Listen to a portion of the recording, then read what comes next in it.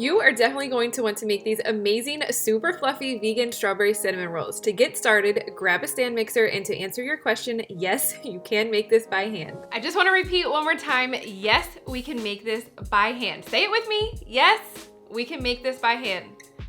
Someone's going to comment asking if they can make this by hand. Okay, let's get back to the recipe. You'll want to use your dough hook on your stand mixer for this one. We're also going to be using bread flour, but you can use all-purpose. Bread flour has a higher protein structure, which leads to softer, fluffier, and chewier cinnamon rolls.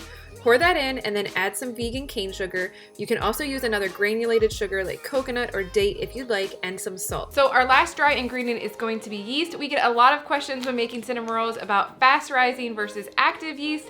You can use either interchangeably in this recipe. No worries, no matter which one you have. I also realized that my mixer was too far back, so let's push that up so you can see a bit more and add in our yeast. Lower your hook and turn your mixer on to low to combine. If you are mixing by hand here, you will whisk these ingredients together well.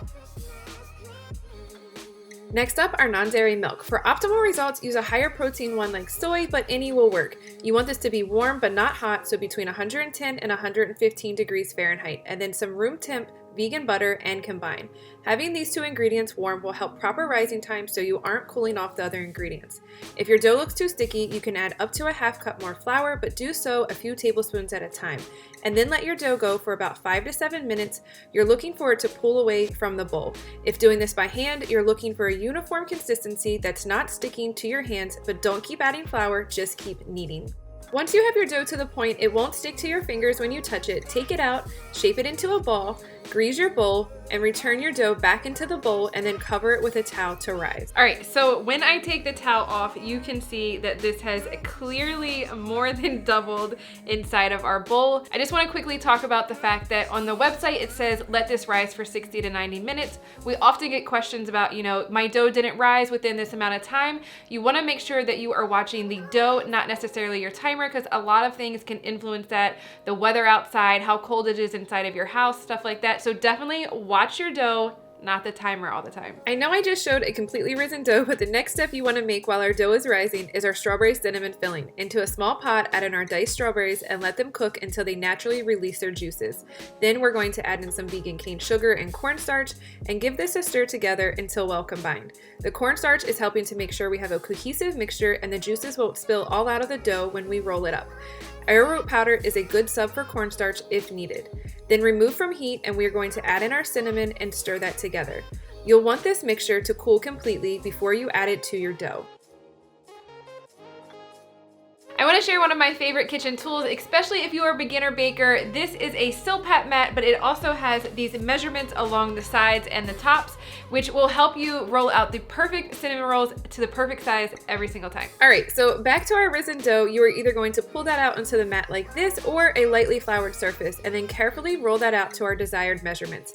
I find that it helps to start by making a rectangle as soon as I dump out my dough so that I can just keep going with that shape. Once you have it rolled out, you are going to carefully but evenly spread your cooled strawberry cinnamon filling all over your dough, leaving about a ½ border all around the edge.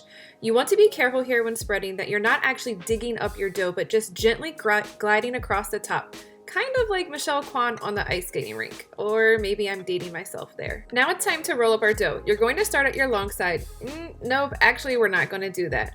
We're going to show you an even easier way to roll these that my husband figured out and we haven't went back since. Grab a pizza cutter and you're going to use the measurements on your mat or grab a ruler and slice upwards every 2 inches. When you're finished, you should have about 12 pieces. Ta-da!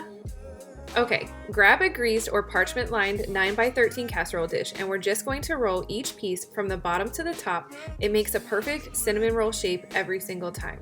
Now, put each one in your dish. I like to put the end pieces in the corners of my dish, seam side facing the pan edge, and then just repeat until all of your dough has been rolled. You should end up with 3 rows of 4 cinnamon rolls that are not touching each other yet, and then we're going to cover this and let rise again. While rising, preheat your oven. What you're looking for this time is that your cinnamon rolls have grown to almost all of them are touching, and then we're going to put these into the oven to bake them. Y'all, I can't get over how amazing these look and smell every single time. It legit smells like a bakery in here. Either while your cinnamon rolls are in the oven or while you're letting them cool, we're going to make a simple lemon glaze for these. If you prefer not to have a lemon flavor, just use non-dairy milk instead of the lemon juice. If you'd prefer to have a frosting, then there's some linked in the website post. All I'm doing here is whisking together lemon juice and powdered sugar until I have a thick glaze. If you prefer thinner, you can add more lemon juice or non-dairy milk, a half a teaspoon at a time. Now it's time to glaze our delicious strawberry cinnamon rolls with that lemon glaze. If you aren't going to eat them right away, you may want to only glaze the ones that you're going to eat at that time. Look at these. No, really, you have to try these. Wait for it. Wait for it. Wait for it. Oh my god, it's so fluffy! Is your mouth drooling yet?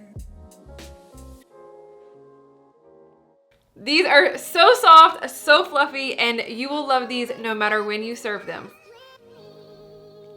Enjoy.